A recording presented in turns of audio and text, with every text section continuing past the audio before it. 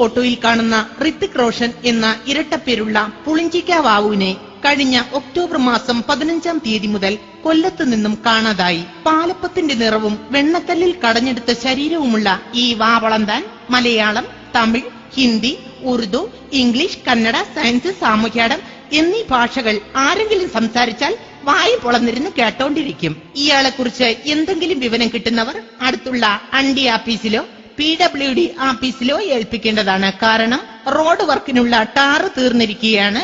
യവനെ കിട്ടിയാലേ ഉരുക്കി ബാക്കി ടാറുണ്ടാക്കാൻ പറ്റൂ.